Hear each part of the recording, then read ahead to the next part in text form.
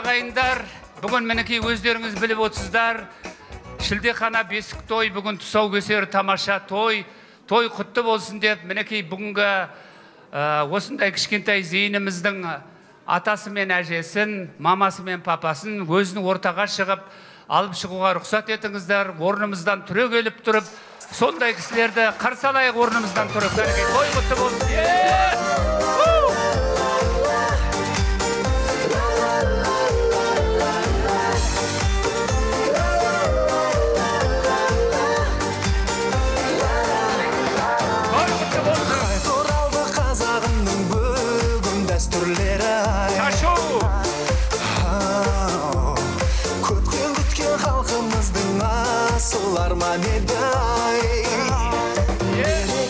Қазақ жері ел мерекелі, дәстүрлерін жоғалтпаған қазағымның бұл ежелгі.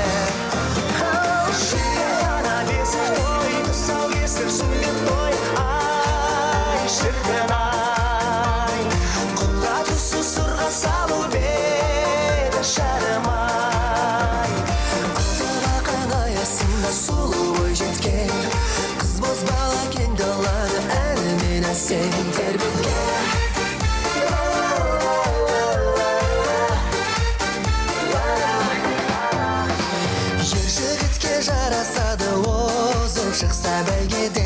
Әйнегі күн шатыраспан, кең дала төсі толқыған егін, көлдері көкке күмістер шашқан. Қазақстан республикам менің, Абай туған, Сәкен туған, құрметті достым қазақтың елін, күләш пен роза бұлбұлдар шыққан. Қазақстан республикам менің деп осы қазақ елінде бүгін тамаша, Алатаудың бөктерінде Абай атамыздың мінекей тамаша тойының аясында, мінекей бүгін Құрал ағамыз бен Майра жеңгеміздің үйінде үлкен ауқымды той болып жатыр. Ол өмірдегі кішкентай бөбегі, зейіннің кішкентай періштеміздің тойы құтты болсын ағайын дейміз. Той қоласын, келген қадамдарыңызға гүл бітсін дейді. Қазақта мақал бар, ата бата менен жер көгереді дейді. Сондықтан бүгінгі үлкен батаға, батагөй ақсақалымыз, қазақтың ақсақалы, Қазақстанның халық артисі, мемлекеттік сыйлықтың лауреаты, дүниежүзінің халық артисі Асанәлі ағамыз үлкен батасын берсін деп, осы кісіден бата сұрайық. Ағатай, сізге бата. Ал, шығасыз ба ортаға?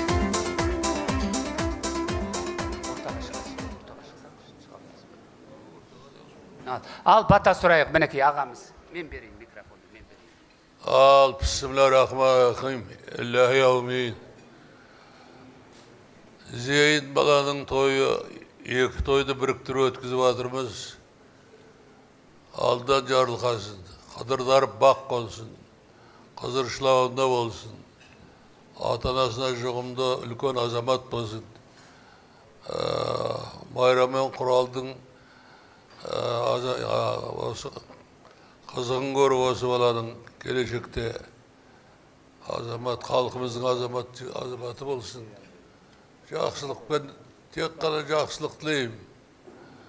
Жақсы нәресте әр уақытта. Той басталды, той көп, алда той көп.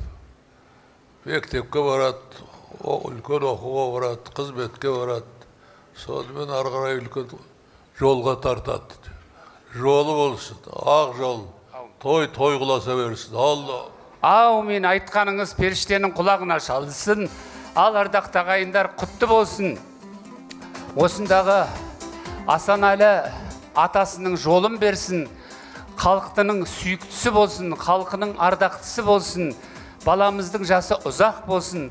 Атасы мен әжесін көп қуантсын. Талай-талай үлкен тойларға жете беріңіздер. Әлі үлкен мектебі бар, оқуы бар, мектеп бітіргені бар. Құдай қаласа осының үйленген тойында да осында болып қалқайып отырайық бәрімізде. Той құтты болсын ағайын. Бүгін бір ерекше той. Бұл енді бұл жерде министрлер кабинетінің тойы емес, сондықтан жақсылап тұрып отырыңыздар, дендеріңіз сау болсын деп, мінекей той құтты болсын. Той ашық деп жариялаймыз. Алып отырыңыздар, жеп отырыңыздар, жақсы тілектерді айтып отырыңыздар. Той құласын. Ал Құралаға өзіңіз бірдеңе деп жіберіңіз мінекей. Ал құрметті қонақтар, ағайын туыстар, мінекей кішкентай алоша бері келіңдер. Кішкентай зейініміз осы 5 күні бір жасқа толып, соны тұсау кесерін және сүндет тойын бірге өткізіп отырмыз. Қош келдіңіздер. Бізді қуанышымызды бөлісіп, дастархандас болып отырғандарыңызға өте қуаныштымыз. Мынау осыдан осы жерде көп азаматтар болған, мына кімді Идрисіміздің де жаңа несін тұсау кесерін өткізгенбіз. Осы кім Құдай берген өткізген. Ана жерде кішкентай тағы да немереміз келіп отыр. Линаның да тұсауын кесуге осы кім Құдай берген ат салысып сондай өткізіп едік. Мына Құдай бергенге де көп рахмет. Біздің үйдің барлық той-томалақтың барлығын осы Құдай берген жүргізеді. Өзіміздің екеуміз қанша жыл болды, жолдас болып, дос болып, араласып жүргенімізге отбасымызбен. Сондықтан саған көп рахмет. Барлықтарыңызға рахмет. Мінекей жақсылап күліп, ойнап отырыңыздар. Бір-біріңізді танымайтындар бірге отырып қалсаңыздар, жақсылап 100 грамдатып таныса берерсіздер. Мына баламыздың жолы ақ болсын. Ал ардақты ағайындар, мінекей той құтты болсын дейміз. Енді Құралаға рұқсат қой. Рұқсат болса біз, Майра ханым рұқсат қой. Біз тойды жүргізейік енді. Ардақты ағайында той құтты болсын. Мына бүгінгі жақсы баталар, жақсы тілектер айтып атырмыз. Барлығы Алланың құлағына шалынсын. Той болып өтсін. Сондықтан сіздерге мыңда бір рахмет. Біз тойды Әбекең деген бір жақсы бауырым бар, Әбдіхалық Бергеш. Осы бір красавчик тамада екеуміз өткіземіз. Менің оң қолым, өзі кезінде жігіттің сұлтаны болған жігіт. Қараңызшы, ду қол шабалақтап жіберу. Кезінде бірінші орын алған осы керемет жігіт. Мынау енді мен де бүгін ұлы Абайдың тойына бармай, осы кісілердің тойы деп қалдым. Сөздің шындығы керек. Әйтпесе бүгін анау Қарауылда концертім бар еді. Сондықтан сіздерге құрметім деген зор. Той құтты болсын. Енді біздің аяулы аруларымыз тамаша биіменен тойдың бір сәнін келтіреді. Қабыл алыңыздар. Тойларыңыз құтты болсын. Қошаметтеп, Дилан шоу бүгінгі тойдың көркін сәнін келтірмек. Қошаметтеп қолдап отырыңыздар. Өйткені қазақ кезінде көш бастаған кезде көштің басына аруларым салған деседі. Көш көрікті болсын, көш сұлу болсын деп. Біз де бүгінгі тойдың басына мың бұралған биші қыздарым шақырамыз. Той сұлу өтсін, той көрікті өтсін. Қабыл алыңыздар.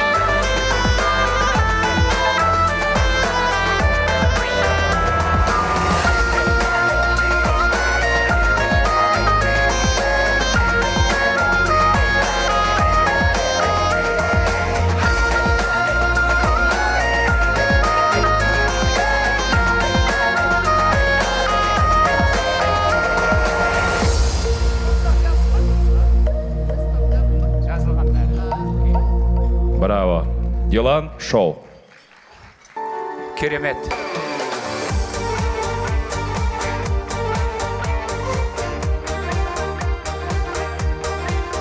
Қағыра, қайырлы кеш барсаңызға, қайырлы кеш ханымдар мен мырзалар, қайырлы кеш жақсылар мен жайсаңдар. Аспаннан алтын жауса да, түйерге түйіншігі табылмайтын. Шапқан жерден бәйге алып, атқаны жерге дарыған. Үш жүзінің арасында тұрғана бөліп тұрған. Құмының құны құймалтыннан қымбат, кейуанасының бір ауыз сөзі келінді, ақсақалының бір ауыз сөзі елін тәрбиген қасиетті қазақ елі. Тойдың бастағыда баршаңызбен мұсылманша бір амандасайын. Ассалаумағалейкум. Той баршаңызға құтты болсын, құрметті қонақтар.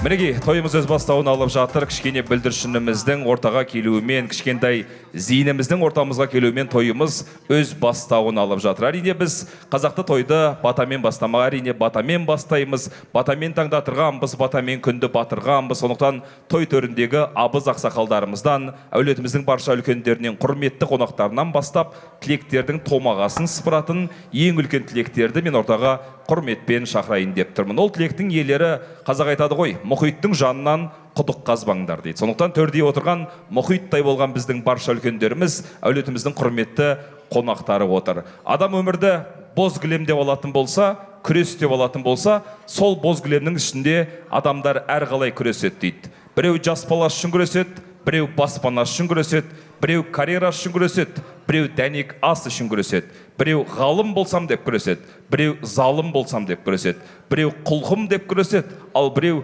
ұлтым деп күреседі. Ал бүгінгі біздің тойымызды бастайтын ең алғашқы тілектегі сөйлейтін аталарымыз, апаларымыз, үлкендеріміз ұлтым деп күресіп жүрген жандарды мен ортаға құрметпен шақырайын деп тұрмын. Жаңада сөздің басы, бүгінгі тойдың басы, жақсылап тұрып бата беріп кішкентайымызға батасын берген КСРО және Қазақстан Республикасының халық әртісі Асанәлі атамыз бастап келетін, Бағдат апамыз қостап келетін. Мұса аға, Амантай тәтеміз, Талабаға Ғалия жеңге, Әбдірахман аға Диляра жеңге, Роза құдағи, Қарашаш жеңге, Мәді ағаларымызды бірінші столды ортаға құрметпен шақырайын. Келіңіздер, ортаға келіңіздер.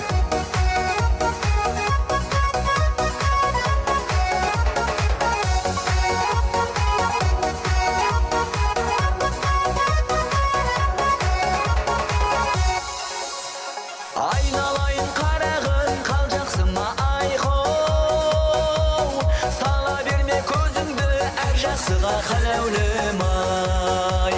Сала берсең көзіңді әр жақсыға айқау, бәрі жақсы көрінер алғашқыдай қаләулім ай. Жүріп шықтым белеске, белес жақын емес пе, осы отырған отырыс бір ғанибет емес пе. Аллаңды қоғалай, әркім көңілі жоғарай, асабайлық не керек, ден сау болса болғаны-ай.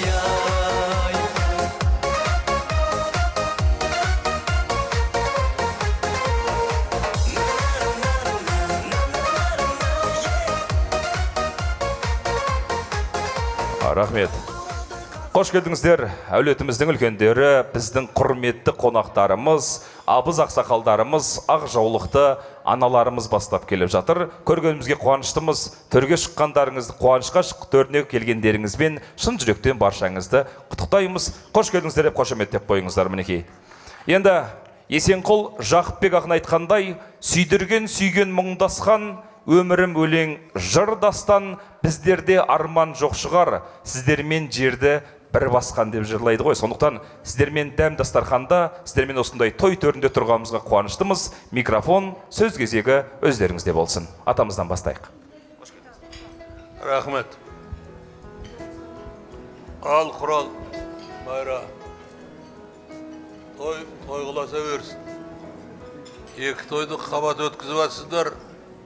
Сәл шыдай тұрып, үйлену тойында қоршы беру керек еді осы. Үш тойды бірақ өткізіп, экономия болады.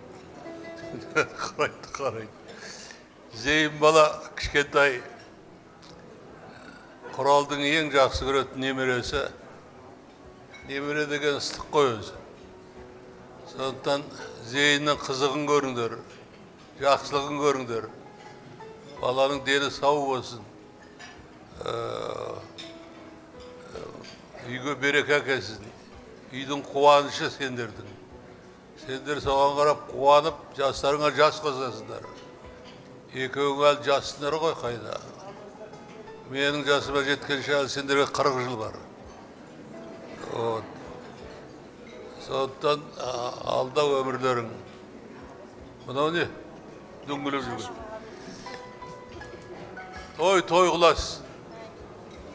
Зейін бала әлі талай тойында боламыз. Құда қаласа үйлену тойына осы бастан шақырып қойсаңдар, дайындаламыз, барамыз. Бата береміз, тағы да бастау сөзін айта береміз. Алда көп мәселелер бар, сондықтан жақсылыққа жете берейік. Тойларың той қылас. Екеуің бақытты болыңдар. Әже енді құда қаласа шөбереде болады сендерде. Соның қызығын көріңдер. Ассаламу алейкум, құрметті. Бүгінгі қуанышқа келген жақсылар мен жайсандар. Әр уақытта қадамдарыңыз осындай қуанышқа бағытталатын болсын. Кішкентай нәрестелеріміз дүниеге келе берсін. Балаларымыз ер жете берсін. Қыздарымыз бой жете берсін. Тойлар көбейе берсін. Халқымыз көбейе берсін. Кішкентай нәрестеге өмір жазың ұзақ болсын балапаным. Ең кемінде 100 болсын. Жамбылдың жасын берсін. Абайдың басын берсін. Сейфуллінің түрін берсін.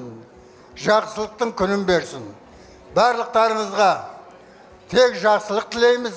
Осындай қуанышты кештер, дастархандар, дәм тұздар көбейе берсін.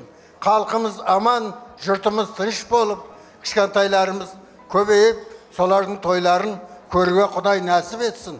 Бұл бірінші тойы. Келеште алдында көп тойлар. Соның барлығына куә болуға айналайын Құралжан, әулетің менен, мына отырған жора жолдастарың менен, соны көруге бәрімізге нәсіп етсін. Жақсылық тілейміз. Әумен айтқандарыңыз келсін, әрмен қарай тілектеріңізді, жақсы ниеттеріңіз жалғай түсіңіздер. Мұнандай керемет жүктен шыққан тілектерден кейін қосылам дей салсақ та болатын түрі бар енді. Бірақ тойға келгеннен кейін бір ауыз енді ниетімізді білдірейік, қысқаша ғана.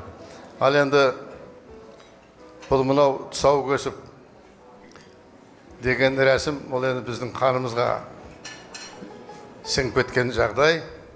Сол себепті бұл тұсау көсу дегеннің өзі даңғыл жолға, өмір жолына тікелей сол шығарып салудың бір рәсім екен. Оның үстіне баламыз мұсылман болып, жігіт болып жатыр. Сол себепті мына басқан қадамы мықты болсын, нық болсын, тіке болсын, оңынан болсын. Не болғанда да осы мынау аталардың тілектері мінекей қабыл болсын, өссін, өнсін, елінің сүйікті белгілі бір жігіті болып olsun. Мен енді Зейін деп қойғаннан кейін ойлап едім. Ол кімге қаратып қойды екен? Зейін Шашкинге қарасам, ол павлодарлық. Бірақ қандай атақты адам. Тұрып Сібірге барып, айналдырғанда жасы келген кезде Иркуттың медицинский университетіне түсіп, одан ғалым болып, Абайдың жазған тұзғаның бәрін жазып, оны да ес қалдырып, қазақтың халқына, қазақ тілі әдебиетіне оқу жөнінде оқулығын жазып кеткен бір белгілі бір есімізге кіреді, бір есімізден шығады. Бірақ Зейін Шашкин деген кезде біз есімізде тұғын. Жаңа келіннен сұрасам, басқаша оймен қойған, бірақ не болғанда да Зейін деген аттың өзі ол үлкен бір жауапты ат. Ал орыстың бір керемет кітабын оққан мен. Имя человека сопровождает его всю жизнь деген. Сол Зейін деген атына сәйкес Зейінді үлкен адами жігіт болып өскен өңген тілейміз. Аман болайық, тойларыңыз құтты болсын. Өте әдемі тілек арналды. Атына тоқталып, әрмен қарай ақ аналарымыз жалғай түсіңіздер. Бисмиллахиррахманиррахим. Барлықтарыңызға ассаламу алейкум, тойшы қауым. мынау бүгін құрметтеп, Құралбай құдамыздың, Майра құдағимыздың небере тұсаукесер сүннет тойына қош келіпсіздер. Бүгінгі айтып, бата беріп, тілек айтып отқан Асаналы Әшім ағамыздың бата тілектері қабыл болсын. Аллахым, мен айтайын дегенім осы, құда-құдағи айналып кетейін. Осы неберелеріңіздің рахатын көріңіздер. Бүгін қадам тұсаукесер той құтты болсын, үлкен азамат болсын, қуанышыңыз болсын. Ануар, Әселе жаным, тілектерің болсын, қуаныштарың болсын. Ол қыздарының рахатын көріңдер, айналып кетейін. Арқашанда бақытты болып, көз тілден сақтап, осы балдардың тойларын көргізіп, құда қаласа құда-құдағи шөбере сүйіңіздер, шөпшек сүйіңіздер. Сол тойларыңызға куә бола берейік бәріміз. Шаңырақтарыңызда әрқашан тойлар, жақсылықтар болып, осында отырған қауымның барлықтарыңызда осындай тойлар жұғысты болсын. Шөбере, шөпшек сой, тойларға жеткізсін, той-тойға уласа берсін. Рахмет, шақырғандарыңызға рахмет. Әумин айтқандарыңыз келсін, Алла қабыл етсін. Әрмен қарай жалғай түсіңіздер еді. Әрине тілек арнайын деп келдіңіздер ғой осы қуанышқа. Құрметті көпшілік, бәрімізге ортақ той құтты болсын. Мынау тойдың үлкені енді бұл қазақты қазақ ететін осы балаға жасалынып жатқан бүгінгі шаруа. Құрал, Майра, айналайын, осы тойға келгеннің бәрі жақсы тілек қой айтатындары. Енді мен бала бақытты болсын деп те жатырсыздар. Ең сөздің тамашасы, мен тілерем Зейінжанға бақытты балалық шақты. Иә, сосын келесі керемет болашағының жақсы болғаны. Оның бәрі тамаша болу үшін баланың жанында ата мен ана болғаны, әже мен ата болған тұттық. Нұр үстіне нұр айналайын. Төртеуіңді аман болыңдар. Төртеуің аман тұрған кезде Зейіндің жақсы азамат болып өсетініне менің күмәнім жоқ. Сондықтан да мына бүгін екі той, екеуі де ұлағатты той. Тұсаукесер, сосын жаңағы нағыз мұсылман етіп жатқандарың бәрі құтты болсын жаным. Зейін деген сөз өзі мына біздің түрік халықтарында балдарын сабаққа, далаға шығып бара жатқанда Зейіннің өссін деп бата беріп жатады. Соған қарағанда мен Зейінге Зейінді азамат болсын деп. Осы сіздердің барлық осы балаға қарап, осы қызықты жасап жатқандарың, сол баланың Зейінін өсіріп, өздерің ойлағандай азамат болсын. Той қыласын. Рахмет. Әумин айтқандарыңыз келсін. Ардақты ағайын, тойшы қауым, жалпы ата-бабаларымыз бізге керемет салт дәстүрді тастап кеткен. Біз соның жалғаушысымыз. Сонау заманнан келатқан осындай бір керемет салт дәстүр өзінің жалғасын тауып жатыр. Мінекей бүгінгі той, бұл ерекше той. Өйткені бүгінгі той бүкіл әлемдік деңгейдегі мұсылмандарға бір азамат, Зейін деген азамат қосылды. Құтты болсын. Екіншісі, сол азаматтың тұсауын кесіп, сол азаматтың әр басқан қадамы құтты болуына, бірде-бір ала жіпті аттамауына Алла Тағаладан біз бүгін өтініш сұрап отырмыз. Сондықтан сондай бір үлкен азамат болсын. Ағайын, мынау шын мәнінде де мен бүгін өзі қуанып отырмын. Бірақ нәрсе маған жетпей тұр, ол Шерман жетпей тұр қасында. Шерман деген азамат бір керемет азамат еді, құдамыз еді. Шермет деген, Шермет. Гүлнар отырын алайын. Сендердің де қуаныштарың ғой, осы қуаныштарыңыз ағынан болсын. Мен мынау Құралбай екеуміз Ұлы Дарияның жағасында туылғанбыз. Мен Арсызөн жағасында, бұл Ұлы Дарияның, Сырдарияның жағасында. Екеуміз де Созақ елінің қасиетті, Созақ елінің ата-бабаларым, сол елдің ұрпақтары. Сондықтан да мен Құралдың әр кездескен сайын осындай бір үлкен азаматтығын көріп келемін. Азаматтығы еш уақытта алдынан Асекеңнің аттап өтпейді. Әр уақытта Майра екеуі үлкен құрмет тұтады. Барлық ағайындарды құрмет тұтады. Осының бәрі біздің Құрал мен Майраның бойына сіңген үлкен қасиет. Мына той құтты болсын. Алла Тағалам осы Зейінге мен бірақ нәрсе тілеймін, ол сәттілік тілеймін. Егер сәттілік болса, қалғанның бәрі өзінің ыңғайымен, өзінің жолымен келе береді. Құреке, барлық Әнуар айналайын, Әсел, бақытты болыңдар, дендерің сау болсын. Сен екеуіңнің мынау Құрал мен Майраны сыйлап жүргендерін көріп қуанамын. Менің қазір шөберем бар. Шөберем барғанда қуанып, мына Зейіннен ертең Құрал екеуінде бір шөбере сүйіп қалсын. Сондай қуанышқа бөлінетін жағдайларымыз бар. Сондықтан барлық жақсылық болсын, той қыласын, осы тойы Құрекеңнің арға жалғаса берсін деген тілегім бар. Әумин айтқаныңыз келсін, Алла бұйыртса, сіздей академик болсын деп әдем тілек білдіреміз. Ассалаумағалейкум, құрметті қауым. Мынау бүгінгі тойдың ерекшелігін, қасиетінің бәрін осы тойды ашып берген, осы тойға жаңағы өзінің батасын берген, мынау ұлы деп айтуға тұратын, пірадар деп айтуға тұратын Асанәлі ағамның денсаулық тілегім келеді. Осы тойды ашып бергеніңіз біздің жаңағы бақытымыз, біздің қуанышымыз. Ал енді осындай тойды келіп осы кісінің ашып беруіне себепші болып отырғанға біздің зейініміздің Аллаға шүкіршілік дейміз. Кеше ғана бар қырында, сырында мысалы айта беретін болсақ, Нұрланмен, Құралмен көп қой енді. Мен бірдеңені айтқым келіп тұр. Екеуің осы жерден, осы қол ұстасып, осы жерде жаңа бас қосқан кезде халық қосағыңмен қосағар өсіп, өн, үбірлі, шүбірлі бол, дәулетті, перзентті бол деп бата береді. Сол батаның қабыл болған күні. Шүкір Аллаға, мынау өсіп өніп жатсын, үлгілі істер жасап жатсын. Осы жасап жатқанның бәрі үлгі өнеге, осы мына бала шағаға жаңағы ол тәрбие, осындай сенің биіктігіңе мен ризашылығымды білдіремін. Шүкір қарағым, кеше ғана осы мынау Әнуарымыздың жаңа кішкентай келінімізді қолымызға түсіріп, сондай қандай марқайып жатсақ, енді бұлар қазір өсіп өніп, осы шаңыраққа үлкен қуаныш алып келіп жатыр. Сол шаңырақтағы болын қуаныш ұзағынан болсын. Мынау кішкентайымыз Әнуарымыз мен кішкентай келініміз сіздер сияқты осындай құрметке бөленетін азаматтар болсын, отбасы болсын. Барлықтарыңызға аманшылық тілейміз.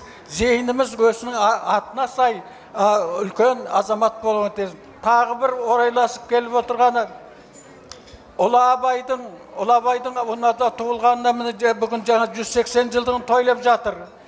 Сонымен бірге мынау бүгін құрылысшылар қауымының жаңағы мерекесі. Сондықтан мынау атасы біздің Құралжан жаңағы атақты жаңағы құрылысшы.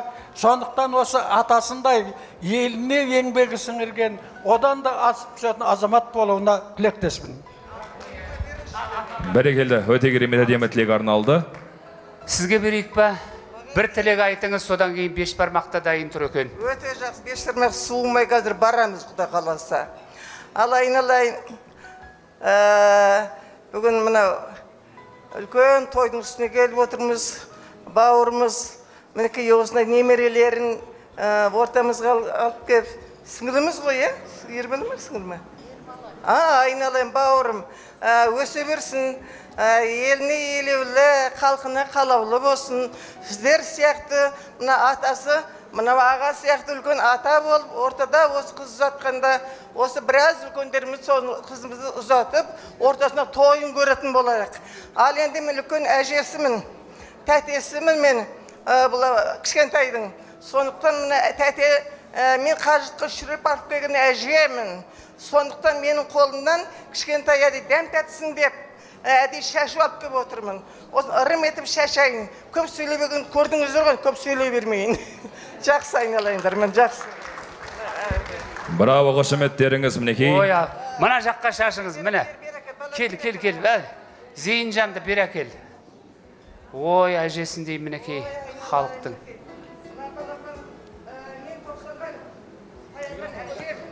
Бұл кісілерге 90-ға келіп қаған әжемін. Бұрын аталарына, мамаларына мен үлкен тәте болып келемін. Сондықтан тәтесінің атынан, кәрі де осым тәтемін ғой, барлықтарына тәтемін әлі. Сондықтан айналайын тәтенің атынан, осы қажапаның атынан, мына кішкендегі әдей шашайын деп тұрмын. Ал, ой, баяй. Үрре! Аумин, Алла қабыл етсін. Жолыңызды берсін, жасыңызды берсін. Баяй.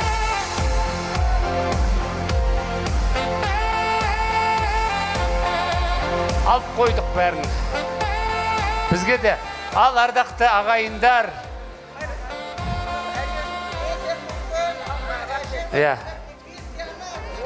Пенсия. 250 мың пенсиясын бірден бере салды енді. Ойбай, крутойсыз ғой 250 мың алатын. Біздер 50 жыл жүріп әрі 150 мың әрең аламыз. Құтты болсын тәуба.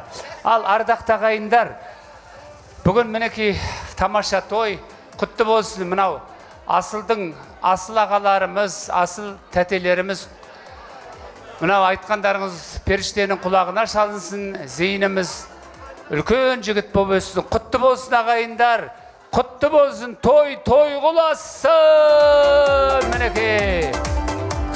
Ал енді осы кісілердің тілегіне бір өздеріңіз алып отырыңыздар енді. Қазір өздеріңіз білесіздер, алып отырсыздар, сізді бәлеге қаламыз қазір.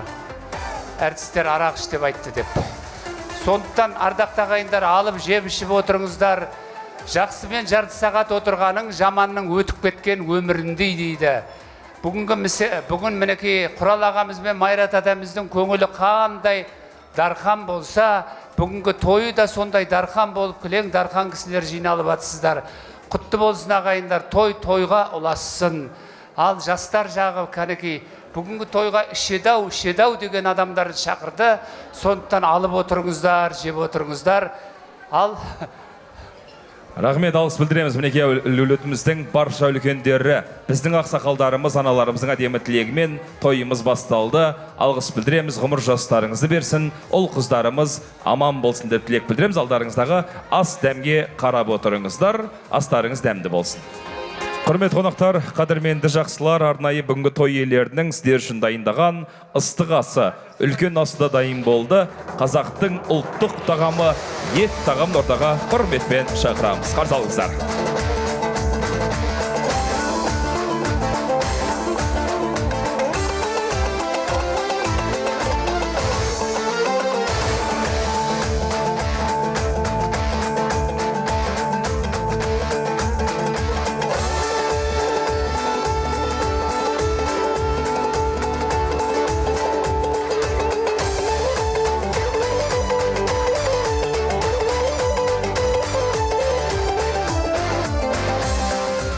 Мінекей, алдарымызға ыстық ас келіп қойылып жатыр, ұлттық дәм қойылып жатыр. Қазақтың ұлттық тағамы, ет тағамы келіп қойылып жатыр. Енді үлкендерімізден алдымызға келген асымызға, дастарханға бата сұрайтын боламыз. Ал ардақты ағайындар, бата сұрайық. Мінекей,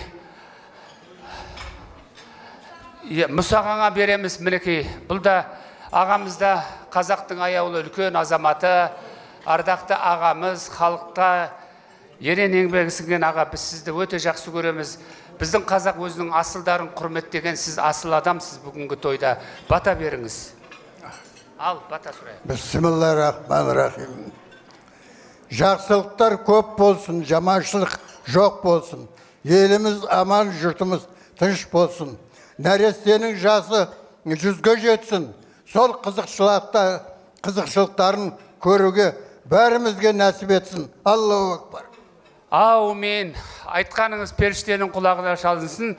Ардақты ағайындар, алып отырыңыздар. Мына қазақтың бір тамаша әні бар. Өлмейтін сәулем, сәулем, сәулемсің, басымдағы дәуренсің деп. Сол әнді бәріміз бірге айтып жіберейік. Орындайтын Құдайберген Бекішев деген. Берің кіре.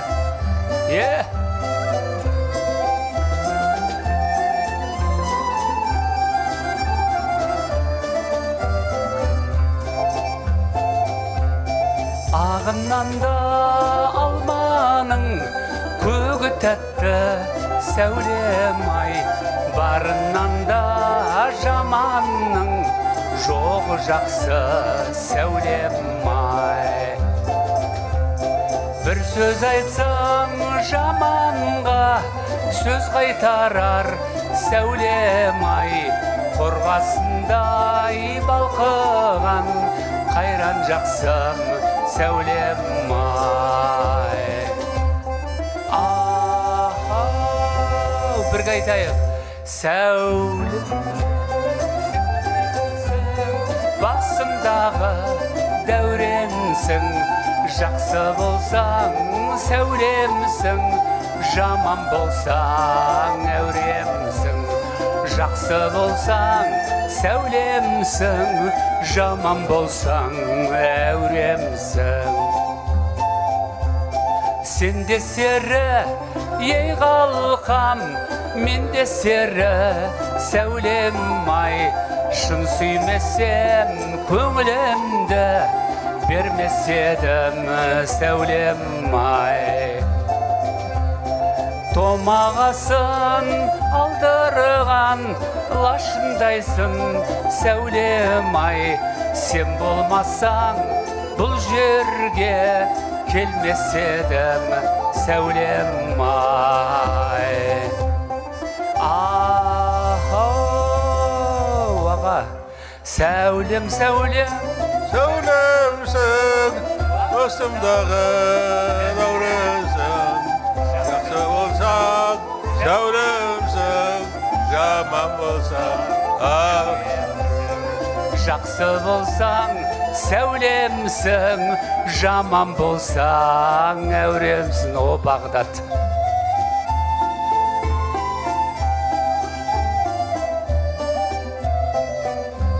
Фархат, берің кіреш шамалы.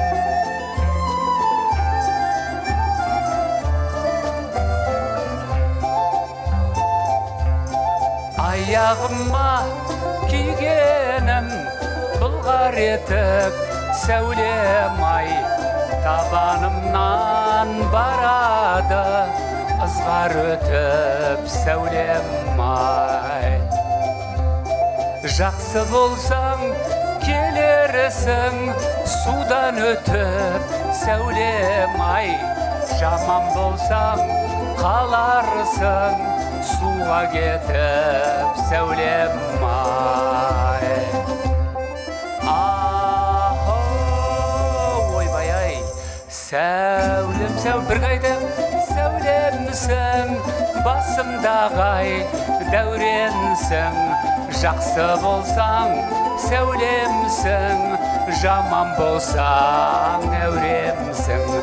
Жақсы болсаң сәулемсің, жаман болсаң әуремсің. Жақсы болсаң сәулемсің, зинау, жаман болсаң әуремсің. Той құтты болсын ағайындар.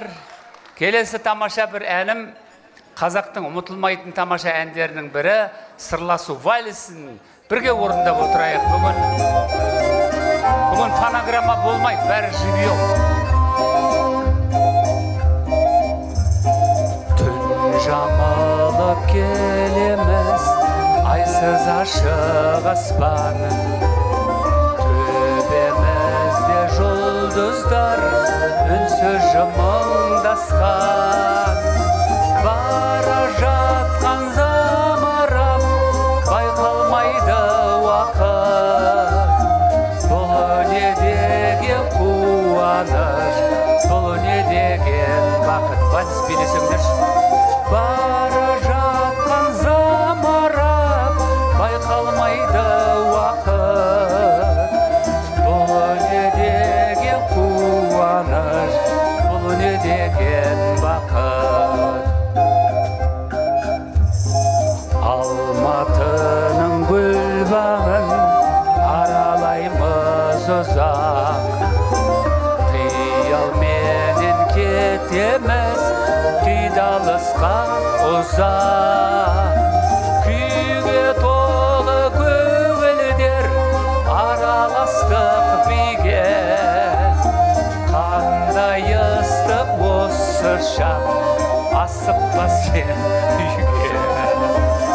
Күйге толы көңілдер араластық биге, қандай ыстық осы шақ, асықпа сен үйге.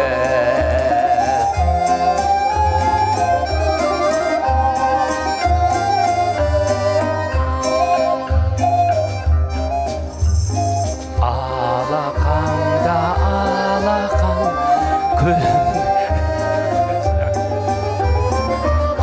құшағымда қуаныш, қасымда сен өзің.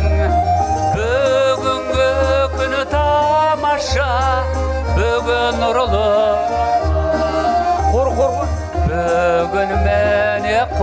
қосылды арман менен арман. Бүгінгі күні тамаша, бүгін нұрлы бармаң. Бүгін міне қосылды арман менен арман.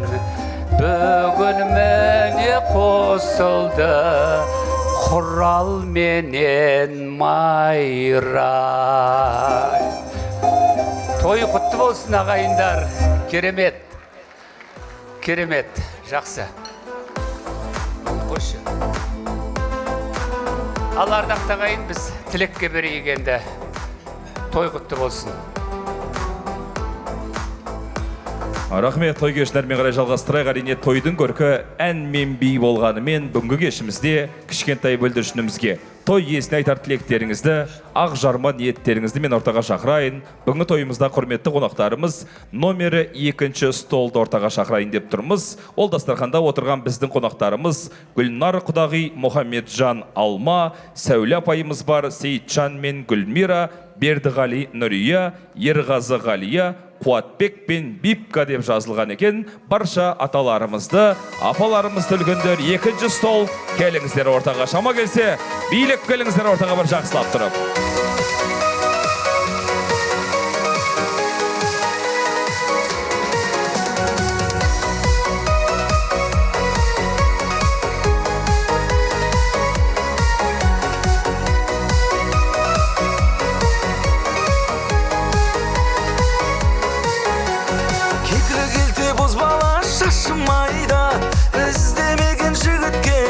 Қайда қоймақ ауыз күлім көз құралай қаз кездесір ме көзіңмен осындайда қызыл құмды ауылым қыз боз бала сауғым өзіңменен ойнамай басылмайды дауылым қызға жігіт құмарай қыздар мой. Қош келдіңіздер.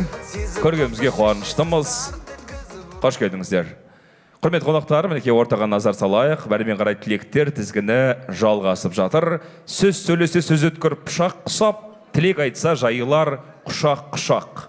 Бар қазақты билеген үшақ қысақ, бір арбаны сүйреген үшат құсап дейді. Кезінде бар қазақтың атынан Төле би, Әйтеке би, Қазбек би бабаларымыз тілек айтты ғой. Сөз сөйледі, сөз бастады. Енді біз 3 адам болмасақ та 4-5 адаммен сөйлеп, әрмен қарай бір жақсылап билесек па деген ниетіміз бар. Дұрыс қой? Қош келдіңіздер. Микрофон, сөз тізгіні өздеріңізде болмақ.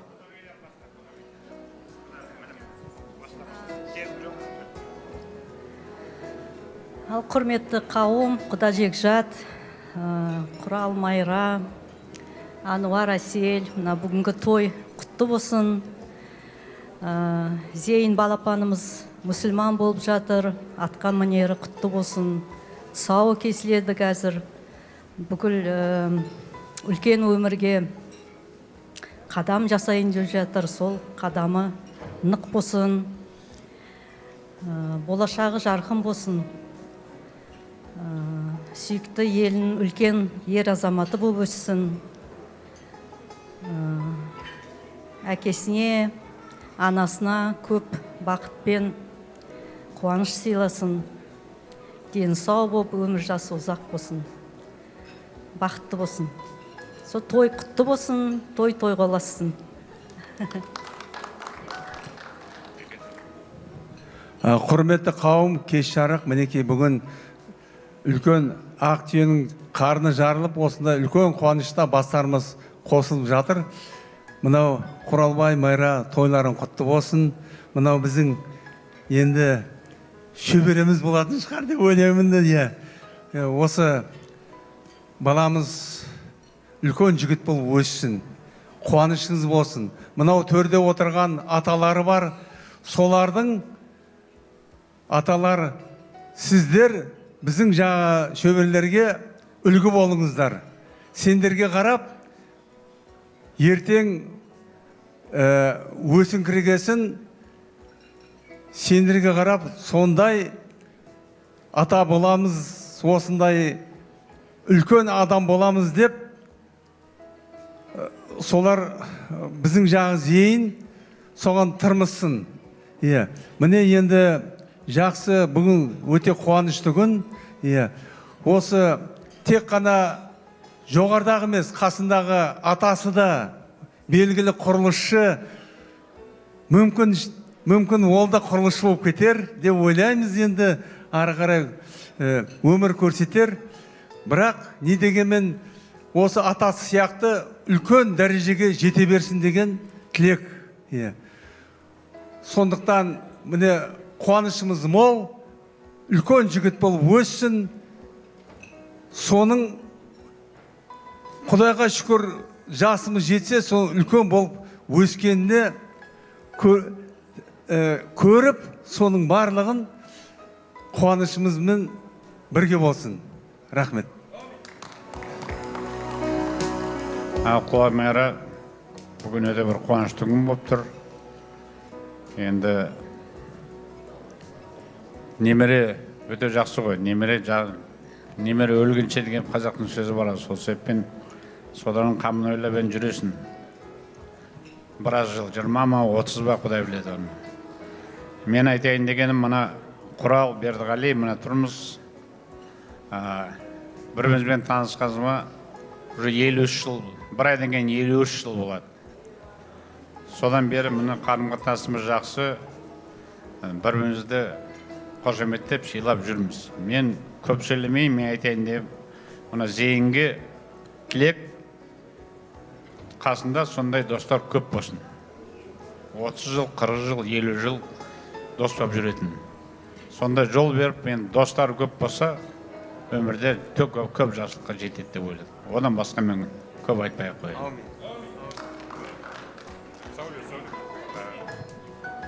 Құрметті ағайын бауырлар, бүгін шынымен тамаша бір күн тойлап жатырмыз.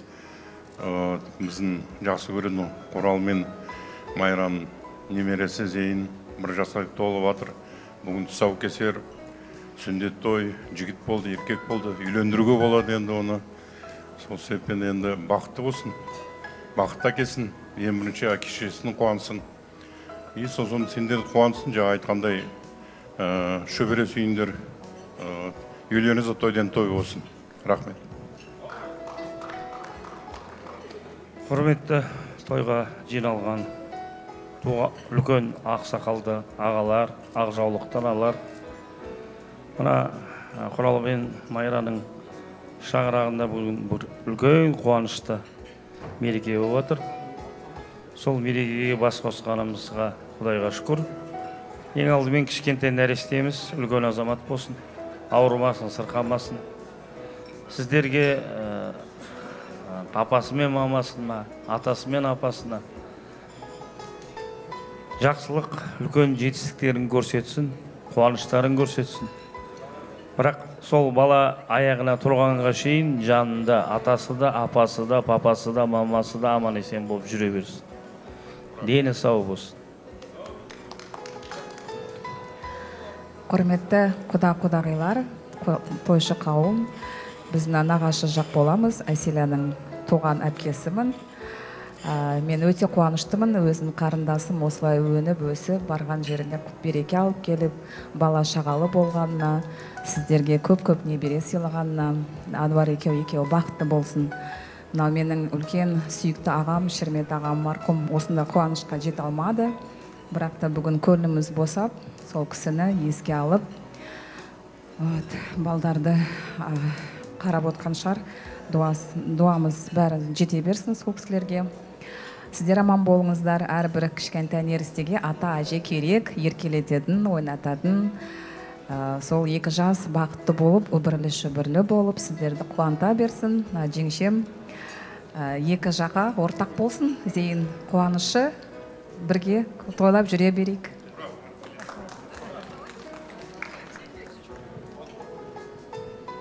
Рахмет. Енді басқамыз қосыламыз деп өздері ниет қылып жатыр екен. Алғыс білдіреміз, қосылып қойыңыздар. Өйткені сыртта айтқан тілектер қарағанда, іште айтқан дұғалар бірінші қабыл болады. Өйткені түріміз бөлек болғанмен тілегіміз бір, жүзіміз бөлек болғанмен жүрегіміз бір, жақындарымыз, нағашылар бар, отбасылық достар бар. Сіздерге де тілеріміз, ұлдарыңыз иманды болсын, қыздарыңыз дидарлы болсын, ұлдарыңыз сабырлы, қыздарыңыз ханның қызындай қадірлі болсын деп тілек білдіреміз. Ортаға естелік сурет болсын, келіңіздер. Рахмет, той құтты болсын. Орындарыңызға билеп жайғасуға рұқсат. Мінекей. Ақ бұлттан жолдап сәлем алдың ба?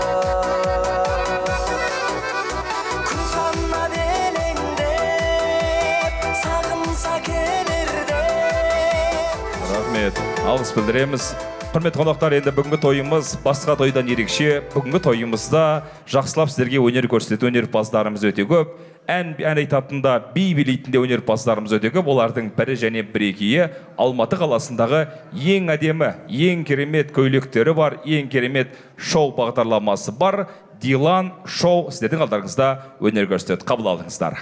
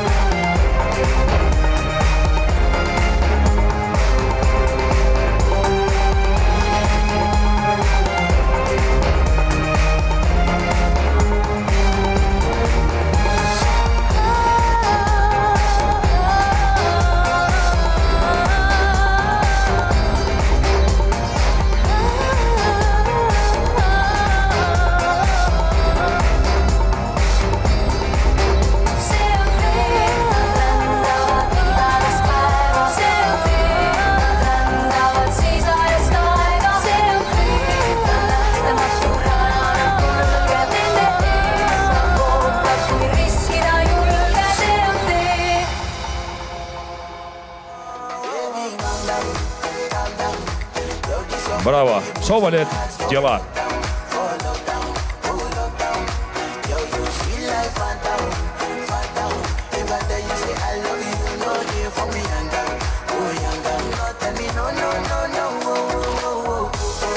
Рахмет.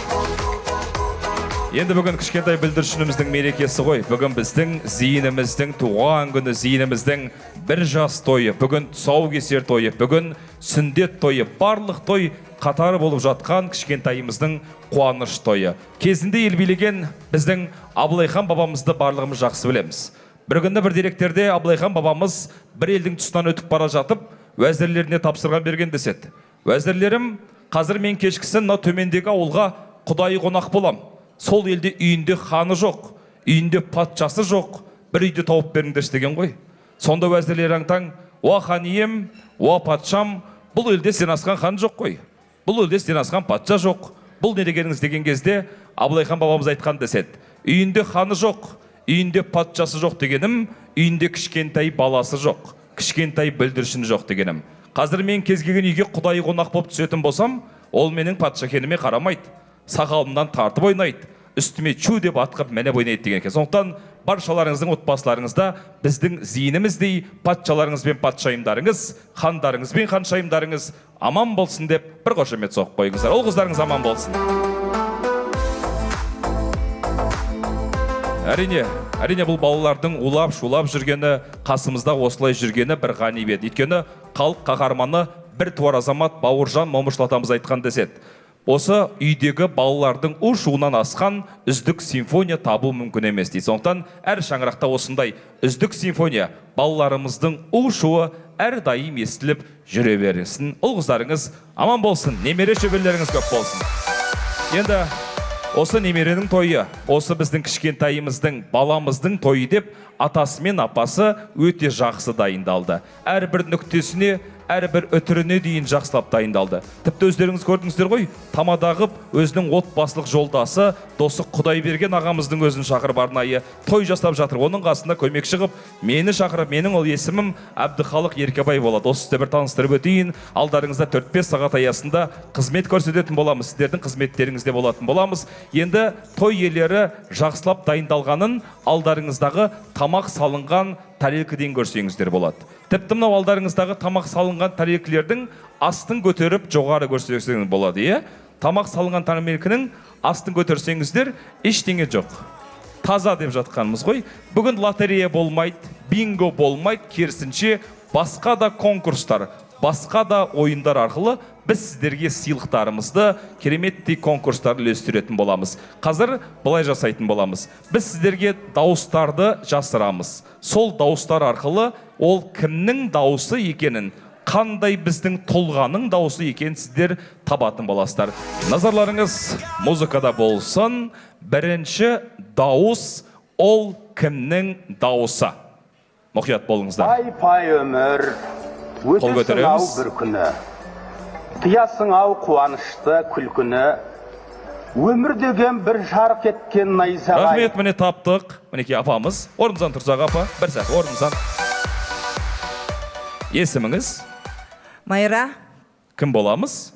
Майраның сокурсницасы, Майраның қыз жолдасы, Майраны сопровождать еткен. Созаққа пырған қызбын. Және аттасы? Ау.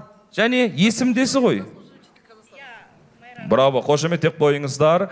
Бұл дауыс кімнің дауысы? Мұқағали Мақатаев. Әрине, ақиық ақын Мұқағали Мақатаевтың дауысы. Қошемет деп қойыңыз. Әрине, еще жерлесі деп жатырмыз. Ал назар салыңыздар, келесі дауыс кімнің дауысы?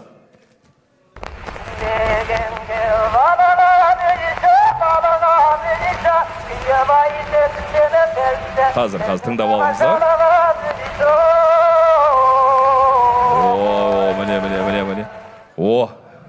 Міне. Атамыздан сұрайық, атамыз қол көтеріп жатыр. Ата, бұл кімнің дауысы? Әміре Қашаубаев. Әрине, Францияны, Парижді керемет дауысымен әуелеткен бұл біздің керемет дауыс иесі Әміре Қашаубаев атамыздың дауысы. Керемет. Әрмен қарай жалғастырамыз. Қол көтеріңіздер, барлықтарыңызға сыйлығымыз жетеді, сыйлық өте көп. Келесі дауыс иесі. Көргенді айтайын ба, естігенді айтайын ба депті.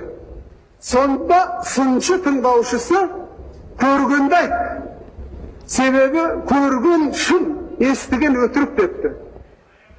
Қол көтеріңіздер, қастарыңызға келем. Өтірік пен шынның арасы қанша дегенде, әлгі сыншы екі арасы тым жақын.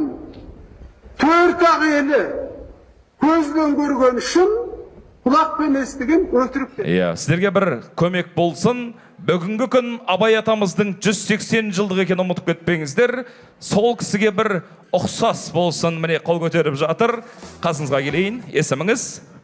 Әсия. Кім боламыз? Майраның сестрасы. Бұл кімнің дауысы? Жаңа айтып. Әуезов, Мұхтар Әуезовтың. Әрине, бұл біздің Мұхтар Әуезов атамыздың дауысы. Керемет. Әрмен қарай жалғастырамыз. Келесі дауыс иесі. Жаңа осы үзілістен кейін талай генералдарды көрдім, соның біреуі орын іздеп осында жүгіріп жүр. Танымалы, міне жастар өте керемет ағаларымыз қол көтеріп жатыр. Орнымыздан тұрайық. Есіміңіз? Есімім Рауан. Бұл кімнің дауысы? Бауыржан Момышұлы. Әрине, дұрыс емес қой, дұрыс емес. Дұрыс емес. Бұл кімнің дауысы? Міне аға. Есіміңіз? Қаһарман. Бұл кімнің дауысы? Асанәлі Әшімовтың дауысы. Ой, атамыз қасымызда ғой. Ондай емес. Асанәлі атамыздың дауысы. Бұл емес. Бұл кімнің дауысы? Үзілістен кейін сіздерге бір нұсқалық берейік.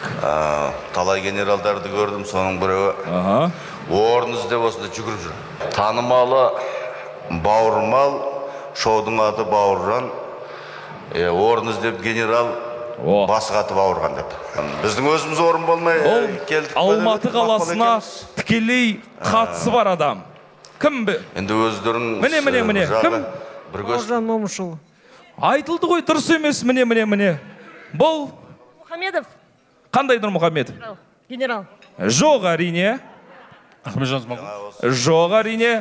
Бұл дауыс кімнің дауысы? Симовтікі емес пе? Әрине, дұрыс емес қой, дұрыс емес. Кімде? Міне.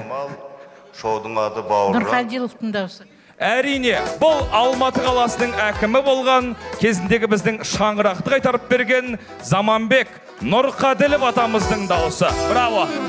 Керемет, қошеметтеп қояйық. Өте керемет. Ал мен келесі сыйлықты алып келейін сіздерге. Келесі дауыс кімнің дауысы? Солтүстіктегі 5 облысымызды целинный край қылып бөліп жатқан болады. Міне. Бірден тапты. Есіміңіз? Көпір бай. Кім боламыз? Құрал ағаның інісімін. Құрал ағамыздың інісі. Бұл кімнің дауысы? Шәмші Қалдаяқов көкеміздің дауысы. Әрине. Браво, қошеметтеріңіз. Бұл біздің қазақ вальсінің королі Шәмші Қалдаяқов атамыздың дауысы. Қошеметтеріңіз. Керемет. Ал, келесі дауыс. Мақал бар. Көп жасағынан сұрама, көпті көргенін сұра деген. Жалғыз мен емес, біздің ұрпақ. Міне. Орысша айтқан наш поколение дейді. Жастар. Көргендердің біріміз. Есіміңіз? Қонаев. Емес, Қонаев деп айтқым келген, бірақ бұл Димаш атамыз емес. Бұл кімнің дауысы? Бауыржан Момышұлы. Әрине, бұл халық қаһарманы Бауыржан Момышұлы атамыздың дауысы. Ал әрмен қарай жалғастырамыз. Келесі дауыс кімнің дауысы? Кездерде кейде қарап, айды бүктеген, міне, үнсіз тұнжырап қайғырып қазақтың тұңғыш бард әншісі, бард ақыны. Бұл кім? Міне, қазір міне тапты. Таулық досым. Әрине, бұл қазақтың бард ақыны Табылды Досымов. Қошеметтеп қойыңыздар. Міне, браво. Керемет. Өте әдемі тауып жатырмыз. Келесі дауыс кімнің дауысы? Мұқият болыңыздар. Дәуіріндегі болған оқиғаларды айттыңыз ғой. Мен әлі қарап тұрғашы әңгіме айтып берейін, мынау енді ақынмын. Кім? Мәссаған, орныңыздан тұрайық шыққан. Орныңыздан тұрайық. Бағана кісілердің бәрін таппай, осын тауып жатырық. Есіміңіз? Майра ханым, кім боламыз? Мен Құрал ағамен Майра жеңшен келіні болам. Келіні. Бұл кімнің дауысы? Нұржан Төлендиевтің дауысы. Әрине, бұл Алдараспан театрының директоры Нұржан Төлендиевтің дауысы екен. Браво, қошемет етеміз. Ал әрмен қарай жалғастырайық. Келесі дауыс. Қазаннан қақпақ кетсе, иттен ұят кетеді дейді. Қол көтеріңіздер. Біздің жас мемлекетіміздің қақпағы ашылған көрінеді. Қайда? Міне, мына жақтан бір сұрайыншы. Міне, мына кісіден сұрайын. Келіңіз. Есіміңіз? Есира. Кім боламыз? Құдағи болам. Құдағи. Құдағи. Бұл кімнің дауысы? Шерхан атамыздың дауысы. Әрине, қазақтың керемет біртуар тұлғасы Шерхан Мұртаза атамыздың дауысы. Браво. Әрине, өте дұрыс. Ал әрмен қарай сізде дауыстар табайық. Келесі кімнің дауысы? Өніген мен осы жақын арада мына уақыт болды. Елге сәлем берейік, ата-бабамыздың жерін көрейік деп сұрады екен. Звездный час. Күте тұрыңыздар. Өзі бір ғана адамды тауып жатыр. Орнымыздан тұрайық. Есіміңіз? Елена. Бұл кімнің дауысы? Динмұхамед Қонаев. Әрине, Дінмұхамед Ахметұлы Қонаев атамыздың дауысы. Браво! Керемет. Ал әрмен қарай кеттік.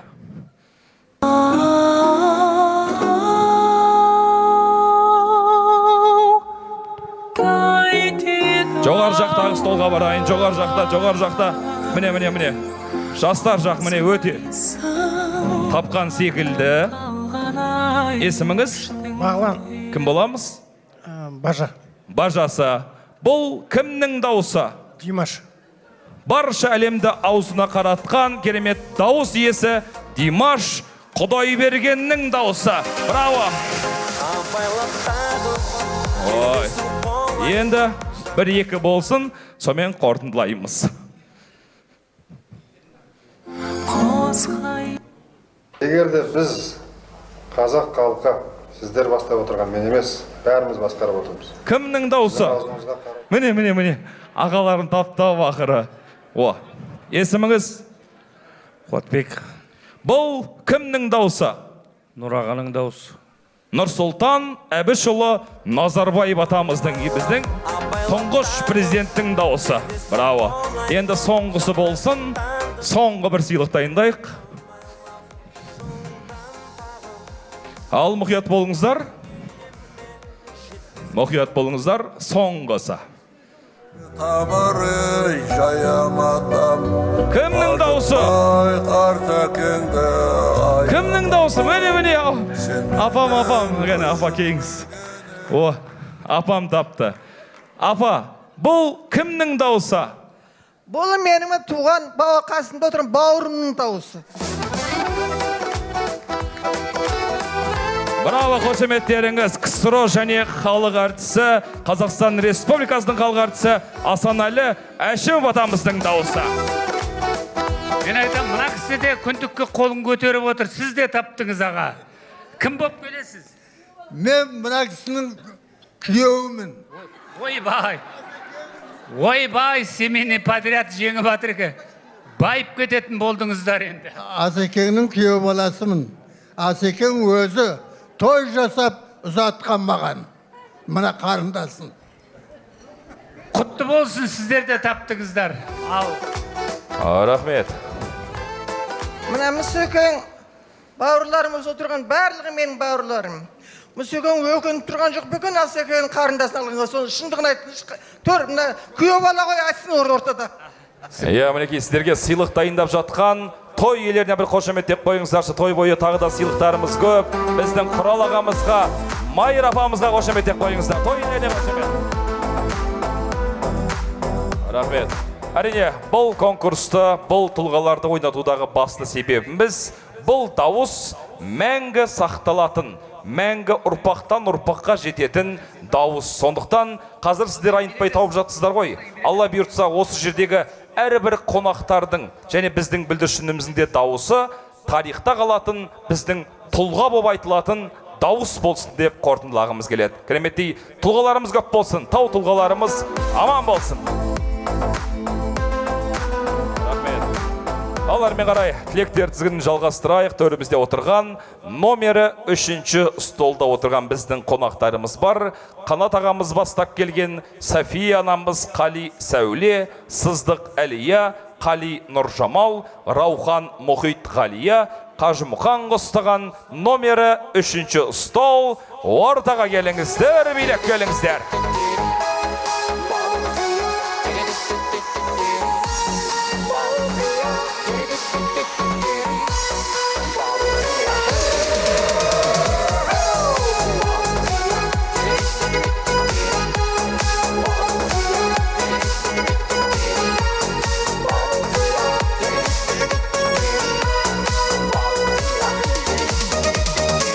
кездестік біз сол кеште тойда, дедім бірден анамая, жүрмейді екен жүрекке айла, Құда шағыз маладая. Билеп шықтым ортаға қарай, Құда шаға құшақ жая. Рахмет, және осы тілектердің ішінде Мұхит ағамыз бар, Ғали апамыз бар. Келіңіздер ортаға, билеп келіңіздер. Мұхит аға, Ғали апа келіңіздер. Бармыз ба? Ой, керемет. Қош келдіңіздер, құрметті қонақтар. Қош келдіңіздер. Құрметті қонақтар, ортаға назар салайық, біз тілектер тізгінін жалғастырып жатырмыз.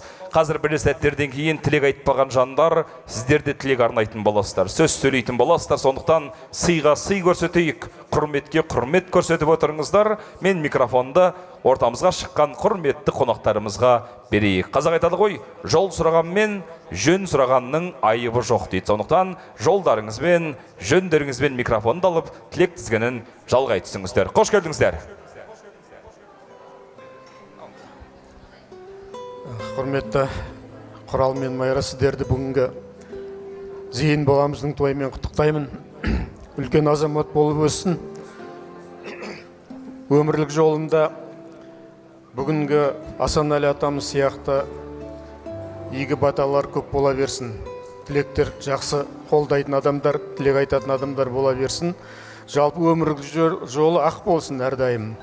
Өмірлік жолында өзінің аты өзіне қорған болып, үлкен азамат болып өсе берсін. Біз енді құрметті қауым Майра мен Құралды өткен ғасырдан бері білеміз. Мен жолдасым Сәуле мен Майра бірге қызметтес болған. Кейін келе отбасылық достар болып танысып, осылай жүрміз. Әрқашан берекелі дастарханның бастарында болып жүрміз. Өздеріңнің осы қалыптарыңнан таймай, балаларыңды, немерелеріңді өсіріп, шөбіре көре беріңдер. Әрдайым аттарың тек қана қуанышты, бақытты күндер атала берсін. Құралаға, Майра жеңгей, Алла тағала қолдап, қуаныштарыңыз ұзағынан сезін. Зейін жігіттің зейіні көп болсын. Зейін жігіт деген ол жақсы ғой. Атында қатырып қойған екенсіздер. Бүгін мұсылман болып жатыр. Бір жасқа толып жатыр. Сол балалардың қызықтау жассын екеуіңізге. Әрине, Қадыр Мырзалиев ағамның бір сөзі бар еді, жақсы десеңден кетеді, жақсыны көре түрі көрмедім деген. Ана Құдай бергенде соны айтпай кетіп отыр. Сондықтан менің тілерім, менің аға жеңгемнің тек көрері көп болсын, қуанышы мол болсын. Осы отырғанның бәрінің, анау төрде отырған Асаған ағамнан бастап, Амантай апамнан бастап, Талап ағамнан, Абдрахман ағам бәрінің айтқан жақсы сөзі Алла тағаланың құлағына шалынып қабыл болсын. Құрыте, Майра, өте қуаныштымыз. Көп рахмет сізге. Көп жыл болды, 30 жыл Құрытемен араласамыз. Қанша той біз бірге бас қосып жүрдік. Өте қуаныштымыз. Не айтамыз? Бүгін айтқан тілектерді періштің құлағына шалсын бәрін. Балалар аман болсын. Тойға той қосыла берсін. Аман болыңыз. Үлкен мұнда ағайындар отыр. Сол балаларға аған жолын берсін. Аман болайық. Әумен айтқандарыңыз келсін, Алла қабыл етсін тілек ниеттеріңізді. Әрмен қара тілек ниеттер жалғай түсіңіздер. Айтылуы тиіс тілек болса, жақсылап айта түсіңіздер. Көзіле айтыңыздар. Қыздың жолы жіңішке ғой. Сөйлек. Сыздық ағай, Майра апай, бүгінгі, Құрал ағай, бүгінгі зейіннің бірінші қадамы құтты болсын. Жолы ақ болсын. Үлкен сіздерді қуантатын, үлкен азамат болсын. Құрал аға, Майра жеңгей, біріншіден Құрал аға сізді мерекеңізбен кәсіби. Енді строитель деген бүгін ден строителі ғой. Керемет строительсіз. Осында бір зәулімді микрорайон соғып, әкеңіздің атын бердіңіз. Мереке құтты болсын. Екіншіден мына періште ғой бүгін. Бүгін періштеге бірге толып отыр. Бірінші той деп жаңа аталарымыз айтып кетті. Той құтты болсын дейміз. Үлкен азамат болсын. Керемет тілектер айтылып отыр.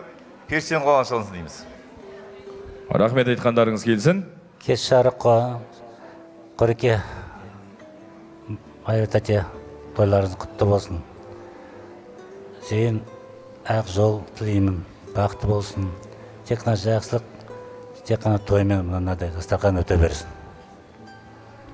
Рахмет айтқандарыңыз келсін. Құрал Майра бүгін Зейін бір жасқа толған мейрамын құтты болсын, туған күні үлкен жігіт, азамат болсын. Жаңағы жақсы айтылған сөзге бәріне қосыламын.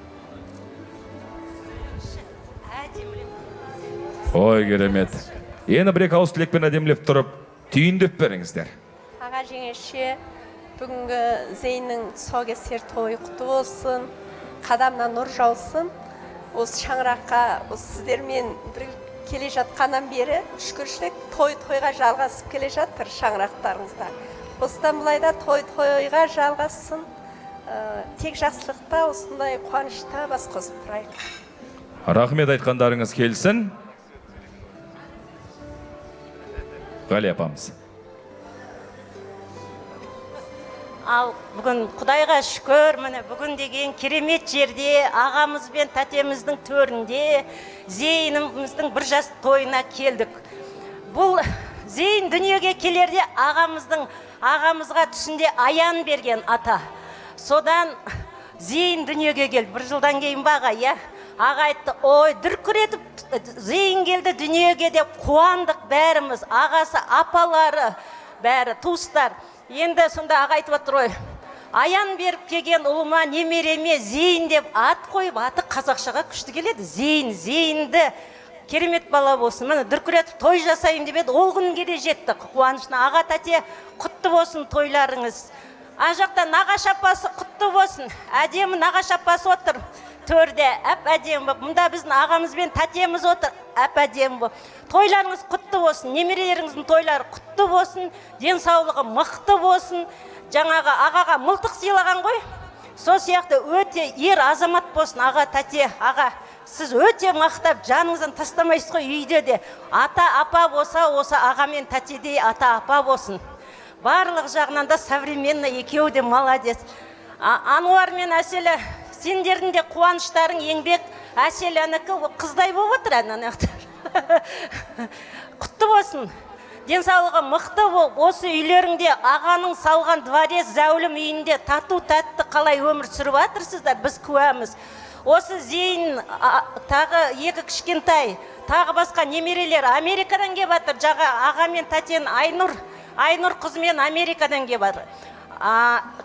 Жанара Дубайдан кеп жатыр, екі баласымен. Міне Зейіннің бір жасқа толды деп. Ең бақытты адам сіздерсіздер. Үйлер улап, шулап жатыр. Аға, сіз білгендей дворец үш этажды үй салғансыз ғой. Соның өзінде шулап жатыр. Бассейнді жасап, аға деген биыл немерелерім келеді, Зейіннің бір жасын жасайым деп. Сол арманыңыз орындалды. Бұның өзі өмірдің қуанышы, қызығы, арманы. Сіздер бақыттысыздар. Осы бақыттарыңыз ұзағынан болсын. Мұнда қаншама адам отыр, жақсы тілектер айтып, сол тілектің бәрі қабыл болсын. Біз сіздерге тек қана жақсылықты тілейміз. Тілейміз. Осындай керемет жерлерде өздеріңіз тойларыңыз жасайсыздар, өмірге босқа келген жоқсыз, бақытты адамсыздар. Аға деген тәтемізді алақанына салып, дворесі бақытты қылып отыр. Аға, молодец, ер азаматтар осындай болсын, бақытты болыңыз. Ой, керемет, міне, мына кісі деген асырып айтатын ешкім жоқ шығар енді. Әдемлеп тұрып жеткізді, жақсылап тұрып, көркемдеп тұрып әдемі айтты. Жаңа сөздің арасы бақыт деп жатырмыз ғой. Бүгінгі тілектің басым көпшілігі бақыт тілеп жатырмыз. Жалпы бақыт дегенді қалай түсінеміз? Жаңа ағаларымыз Қадыр Мырзалы атамызды жақсылап еске түсірді ғой. Қадыр Мырзалы атамыз былай дейді: біз туа сала таудай бақыт іздейміз. Бақыт біз ойлағандай үлкен болмайды дейді. Лүпіл деген тамырындай шекенің жеке сағат, жеке тәулік, жеке күн. Үлгермейміз түсініп деп байқапта, қи бір сәттің нағыз бақыт екен дейді. Осылай тұрғанымыздың өзі бір бақыт, осы қуаныш төрінде тілек арнағанның өзі бір бақыт деп білеміз. Бақытты күндеріңіз, бақытты сәттеріңіз көп болсын. Бақытты болыңыздар, ортаға естелік сурет болсын. Құдай берген бек шағамыз жақсылап тұрып сіздерді билетеді. Ал мінекей.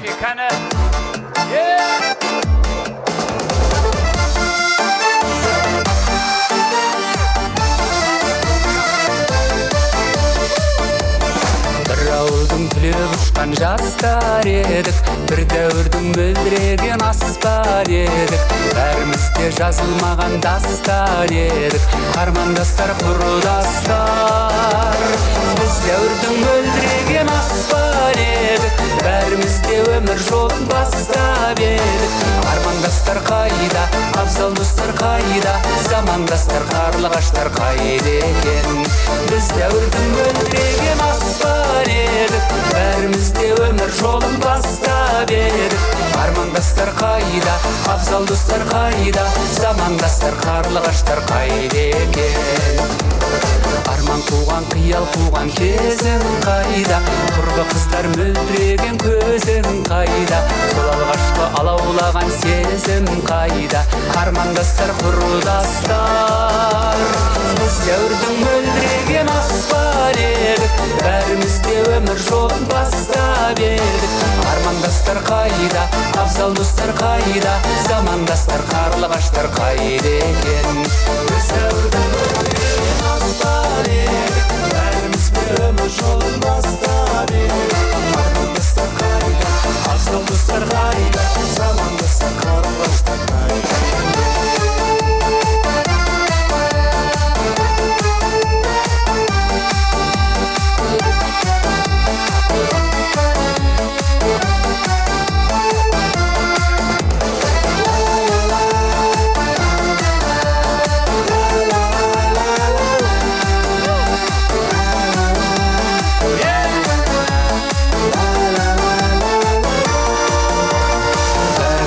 Әр тарапқа кеттіңдер ме, әлде игі армандарға жеттіңдер ме, әлде биік асулардан өттіңдер ме, қайдасыңдар құрдастар.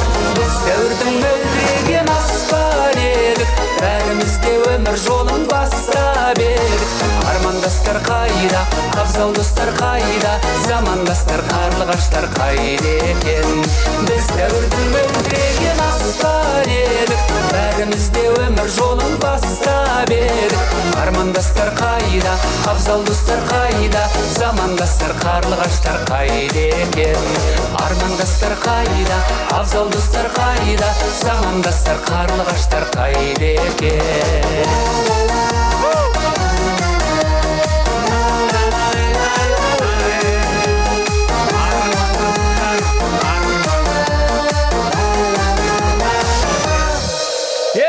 Құтты болсын. Бүгін ең әдемі сұлу қыздарға арнаймыз. Майра бастаған Майра ханым. Ханшайым.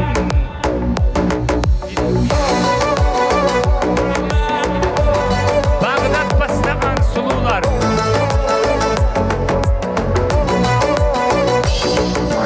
Мың бір төндекісің, ай мен көндекісің, жұлдыздайсың ағы моншақтанған. Әлде гүл мекенсің, әлде нұр мекенсің, ханшайымсың аңсап жүрек салған. Мың бір төндекісің, ай мен көндекісің, жұлдыздайсың ағы моншақтанған. Әлде гүл мекенсің, әлде нұр мекенсің, ханшайымсың аңсап жүрек салған. Сен сұлу ханшайымсың, боралған балғайыңсың, армансың боз балаға, жар іздеген ханзадаға, жанымның жұлдызысың, бағымның бұлбұлысың,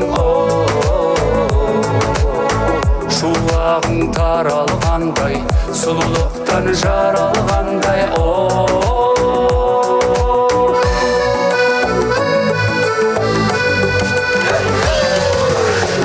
Көндекісің, ай мен көндекісің, жұлдыздайсың ағы моншақтанған. Әлде гүл мекенсің, әлде нұр мекенсің, ханшайымсың аңсап жүрек салған. Мың бір төндекісің, ай мен көндекісің, жұлдыздайсың ағы моншақтанған. Әлде гүл мекенсің, әлде нұр мекенсің, ханшайымсың аңсап жүрек салған.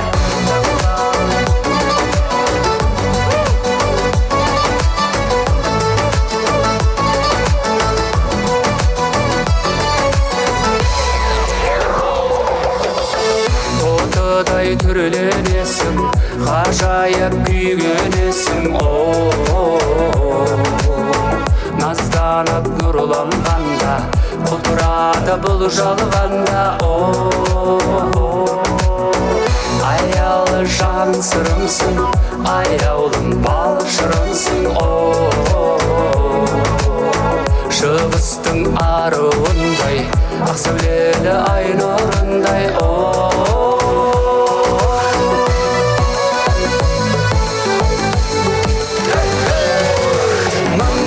Күндекінсің, ай мен күндекінсің, жұлдыздайсың лағы моншақтарыңдан Әлде гүл мекенсің, әлде нұр мекенсің, ханшайымсың аңсап жүрек сағынған Мың бір түндекінсің, ай мен күндекінсің, жұлдыздайсың лағы моншақтарыңдан Әлде гүл мекенсің, әлде нұр мекенсің, ханшайымсың аңсап жүрек сағынған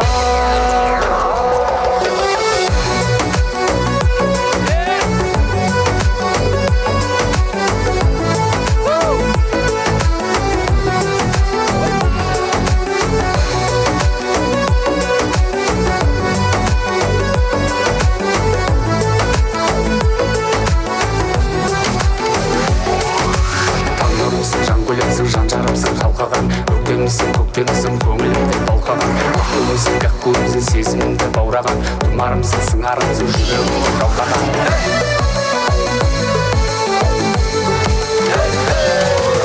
Мың бір түндекінсің, ай мен күндекінсің, жұлдыздайсың лағы моншақтарыңдан Әлде гүл мекенсің, әлде нұр мекенсің, ханшайымсың аңсап жүрек сағынған Мың бір түндекінсің, ай мен күндекінсің, жұлдыздайсың лағы моншақтарыңдан Әлде гүл мекенсің, әлде нұр мекенсің, ханшайымсың аңсап жүрек сағынған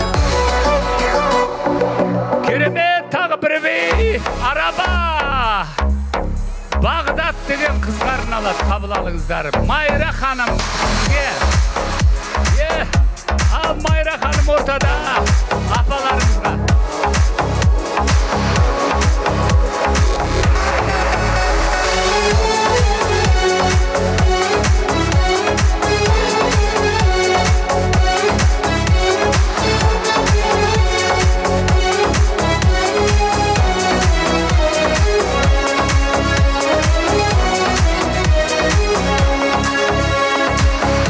Jurnalistler aradılar, hep bibitler gitmey bulamaz. Jurnalistler tanıdılar, hiç mi bilmez, hiç mi soramaz. Beni alsa nafile nafile, eline şey koyamaz. Yalvarsam da kaldı ya kaldı, o yerinde hiç duramaz. Var. Güzel mi güzel, şoförü de var. Özel mi özel, bastımın gaza. Gider mi gider, maaştan ruhu yok. Onun için hiç şansı yok.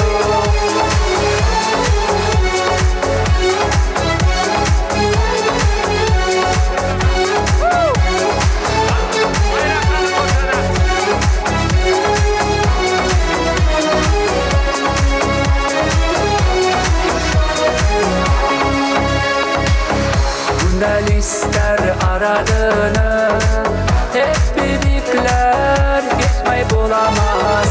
Jurnalistler tanıdığını, hiç bilinmez, hiç mi soramaz. Beni alsa nafile nafile, eline bir şey koyamaz. Yalvarsam da kaldı kaldı, o yerinde hiç duramaz. Var. Güzel mi güzel, şoförü de var. Özel mi özel, bastımın gaza. Gider mi gider, maaştan ruhu yok. Onun için hiç şansı yok.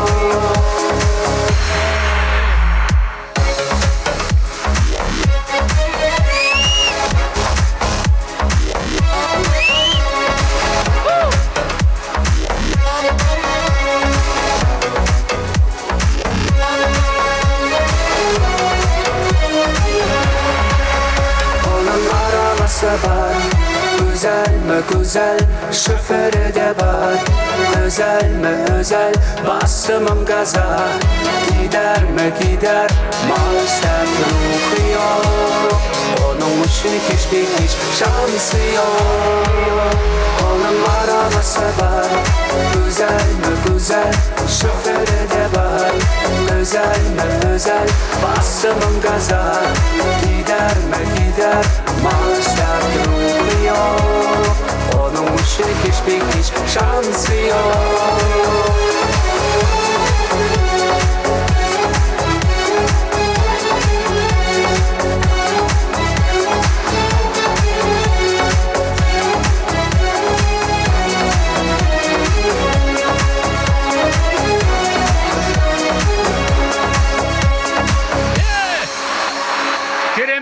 Керемет, не деген сексуальный қыздар вообще. Керемет. Не деген сексуальный қыздар, қоймай қойды ғой. Ал ортаға отырамыз, дастарханға бір-екі тост бар, содан кейін скоро антракт болады. Дастарханға отырамыз. Арнайы сіздердің қошеметтеріңізбен тойдың керемет сәні болған арнайы шоу-балет Дилан шоу.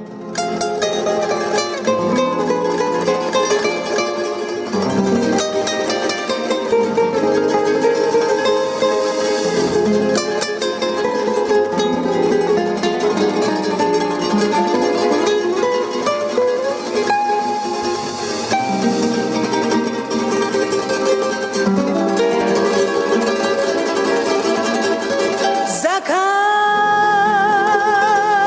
зовет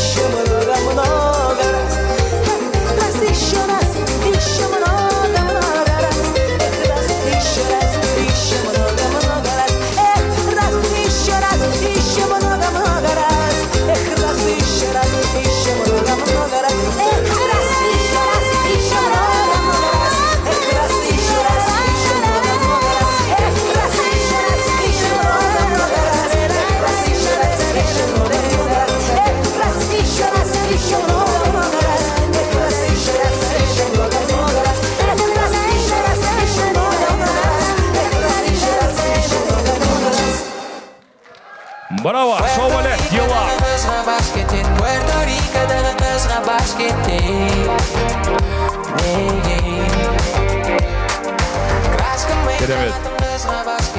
Керемет әрмен қарай той кешін жалғастырайық. Мен сіздерді жақсы көрем, жақсы адамдар алынбас, тас қамалдар. Өздеріңізде көп болса екен жақсы адамдар, сіздерге қарап өссін басқа жандар.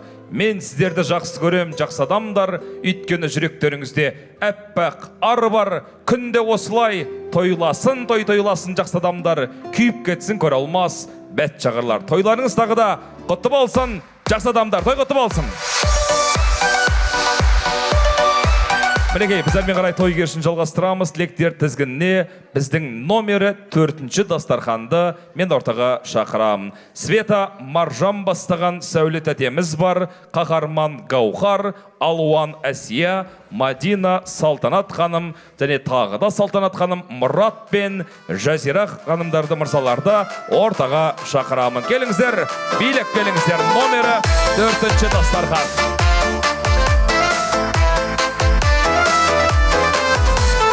Ботақаның қарайсың мөлдіреген көзіңмен, аққу бар көлдегі махаббатты сезімнен. Бір өзіңе бар сырымды айтайын деп келгенде, қалады тіл байланып ұялғандай өзіңнен. Бір өзіңе бар сырымды айтайын деп келгенде, қалады тіл байланып ұялғандай өзіңнен.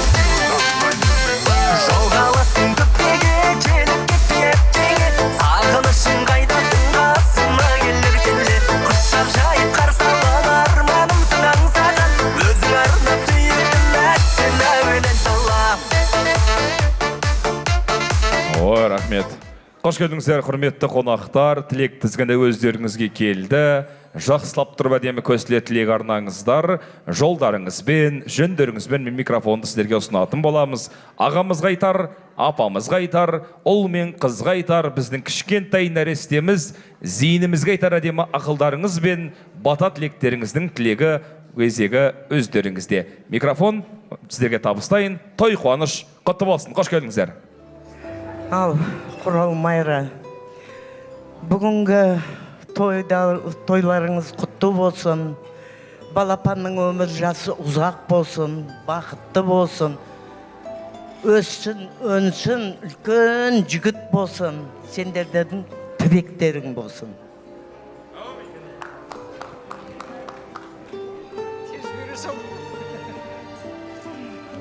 Құрал Майра, енді Зейін өзі атына өзі сай, өзі аянымен келген бала болашағы жақсы болады деп сенеміз.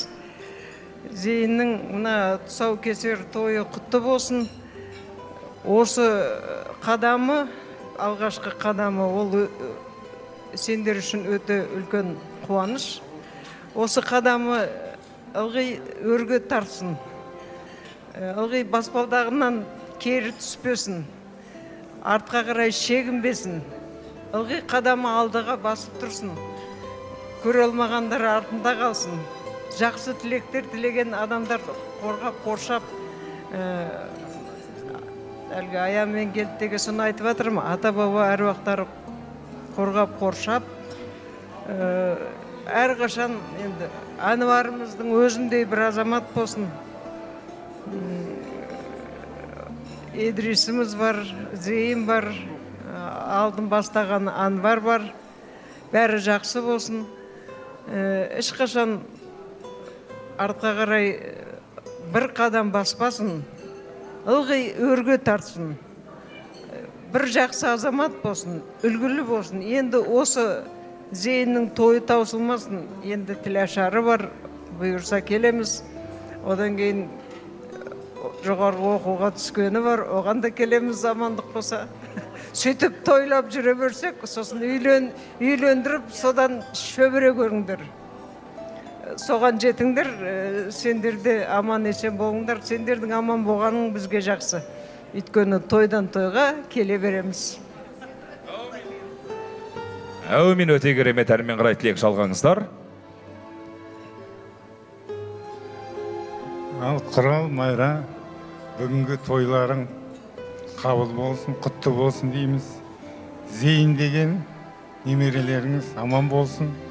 Соның бір емес, 2-3 тойы бар екен. Бүгін сүндет тойы, 1 жасқа толған тұсаукесері дейді. Сол не дейміз ол? Зейін деген атты қойған адам, ол өте сондай жақсы адам ау деймін. Зейін Зайып деген менің анамның аты Зейін Зайып. Түсіндіңіз бе? Оны біз бака 50-ге келгенше білмеппіз. Түсіндіңіз бе? Бұрынғы метриканы 20-шы или 24-ші жыл шыққан. Сонда Зейін Зайып деп қойыпты. Сол, оказывается, сол историческое имя Зейін деген. Да. Сол Зейін аман болсын, жолы ақ болсын. Осы өмірде сізге тек қана жақсылық, радость пусть приносит дейміз соған. Рахмет дейміз. Үш адам деп сіздің айтқан қағидаңыз ұстайын деп тұрмыз. Ал қайырлы кеш, қадірменді қонақтар, барлығымыз бүгін үлкен тойда, сүндет той, тұсаукесер той, Құрал аға мен Майра тәте бастаған осы немерелеріне жасап жатқан үлкен той құтты болсын. Бүгін Зейін, мен ойлайын, болашақта есіне түсіреміз ғой бәріміз, аман болсақ. Сенің тойыңда өстіп билеп едік, тілек айтып едік. Сенің тойыңда үлкен атамыз, Асанәлі атамыз батасын берген деп. Сол кісінің жолын беріп, өнерлі, керемет азамат болсын. Тұсаукесер деген енді ер азаматтың бір алғашқы қадамы ғой. Қадамы құтты болсын. Тұсаукесер деген жаңағы ол да жалғасы, енді 1 жасқа толып 2 той, қос той құтты болсын, бәріміз куәгерміз, қуаныштарыңызға ортақпыз. Енді Зейін тек ұзақ өмір жасасын, ата-анасын, ата-әжесін қуантып, тек қана жақсы бір алдарыңызда айтады ғой, ұлың болса ұялтпасын, қызың болса қызартпасын, ал немерелерің болса қуантып, құшақтап, сіздерге жақсы сондай бір ұзақ өмір сыйласын тағы да өзінің жақсылықтарымен, қуаныштарыңызбен.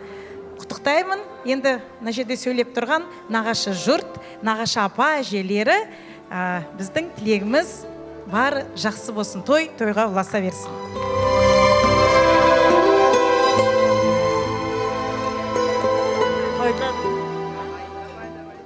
Toyların құтты болсын.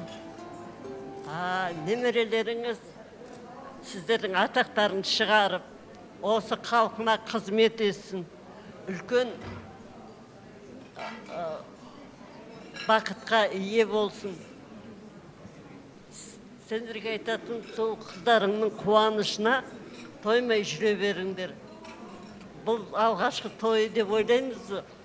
Тойдың арты әрі тойға жалғасын. Бақытты болсын негізі. Кәнеше ата-анасы, атасы, апасы бар. 4 жағы түгел болып жүрсін. Ондай бала бақытты болады. Менің ойлайтыным, біздің қызымыз бақытты болады.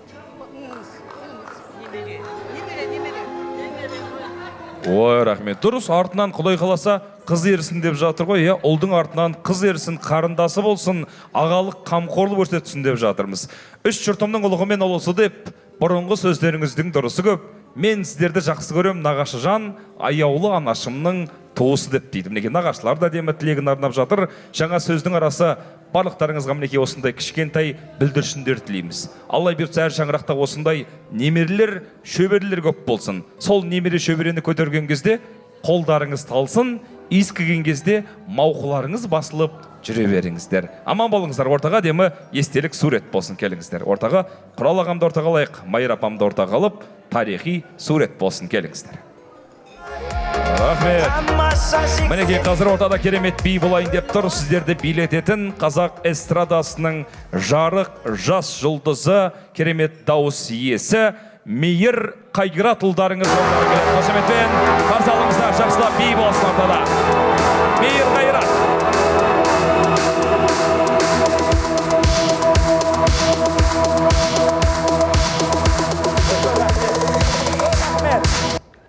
Ассалаумағалейкум. Тойшылғам тойларыңыз құтты болсын. Бүгінгі кішкентай бүлдіршініміздің тұсаукесер тойы құтты болсын.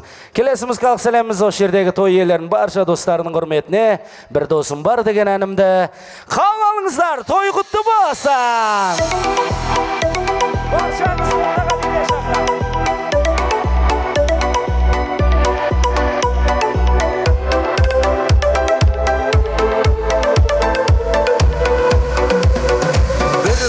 Бар нағыз еркек дара мықты, бір досым бар мойын татқан даналықты, бір досым бар ұмтылатын алға қарай, бір досым бар еске салар балалықты, бір досым бар шаттық нұрын үйіп төккен, бір досым бар мерейімді биік еткен, бір досым бар бала кезден дос болып жүріп, ал соңында қу дүниені сүйіп кеткен. Ей, достым, достым, күттім, күттім сағынышпен, достым, достым. Ей, достым, достым, мен біріңді осы әніме қостым, қостым.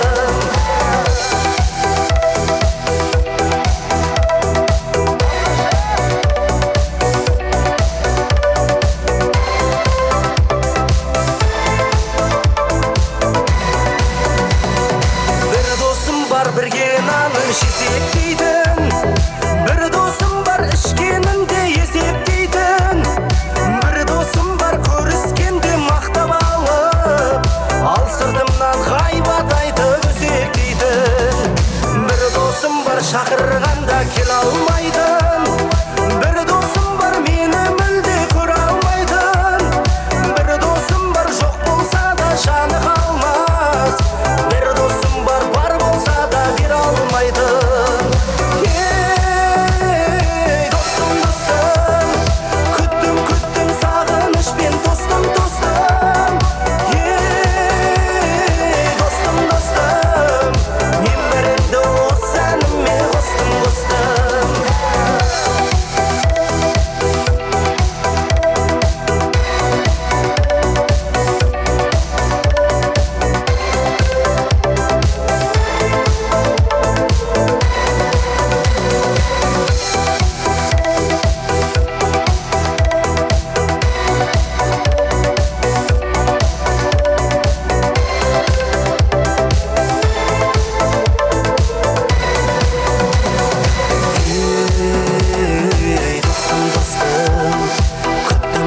Сағынышпен тустым, тустым.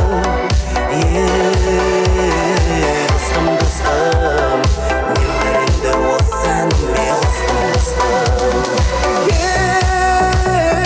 Достым, достым, күттім, күттім сағынышпен, достым, достым.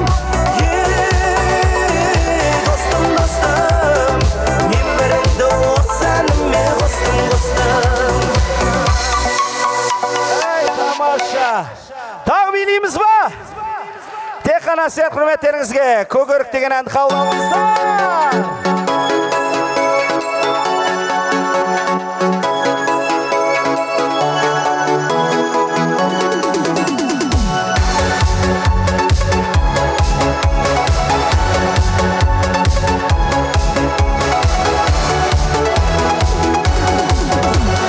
Көгерікті дегенде көгерікті, көгеріктің сабағы көгерікті, оралыңның барында ойнада гүл, ойнамаған күлмеген не көрікті.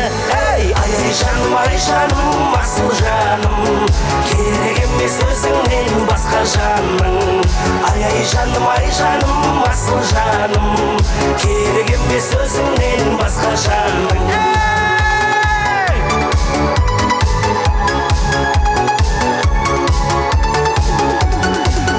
Жерге қар жауса қақтырмайды, біздей жігіт сіздерге таптырмайды. Ауылыңның сыртынан әнге салсам, кемпірме шалқыр жыңдап жақтырмайды. Ай жаным, асыл жаным, керек емес өзіңнен басқа жаның. ай жаным асыл жаным керек емес өзіңнен басқа жаным. Тамаша той құтты болсын.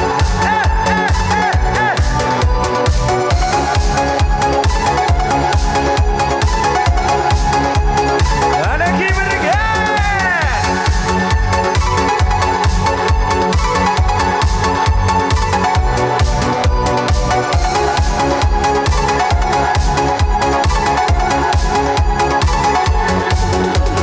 Тасуыңай қарындас, тасуыңай, тиіп кетіп жүрмесін ашуыңай.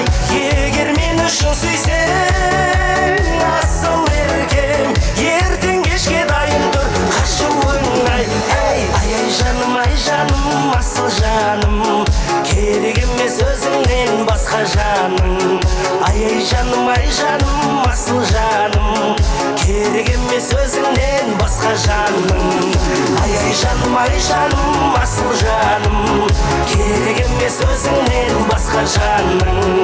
Ай жаным асыл жаным, керек емес өзіңнен басқа жаным.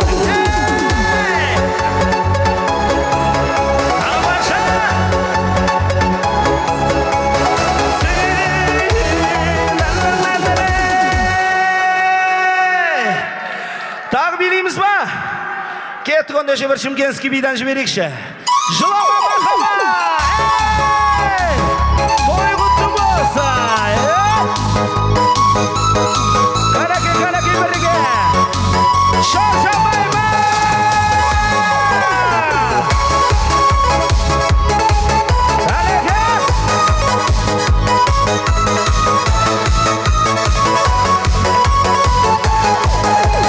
Аспанда тырналар барады, айлар жылдарға толады. Жасым 25-ке келген соң, балалығым артта қалады. Балалықты еске алармын, жылдарда жасқа толармын. Жасым 25-ке келген соң, өз жарымды іздеп табармын. Жылама махаббат жылама, саған жылауға болама. Екеумізді тағдыр қоспадай, махаббатсыз адам болар ма?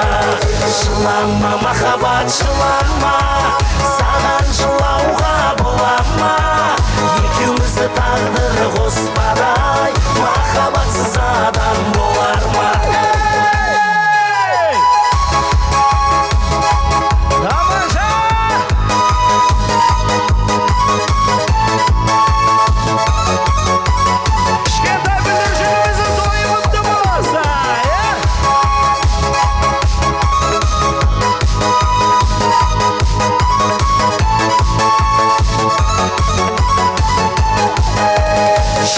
Жасқа толармын, жарымменен бақытты болармын. Алтын бесік төрде тербеліп, айдай қызды ұлды болармын. 25 жасқа толармын, жарымменен бақытты болармын. Алтын бесік төрде тербеліп, айдай қызды ұлды болармын. Жылама махаббат жылама, саған жылауға болама. Екеумізді тағдыр қоспадай, махаббатсыз адам болар ма? Жылама махаббат жылама, саған жылауға болама. Екеумізді тағдыр қоспадай, махаббатсыз адам болар ма?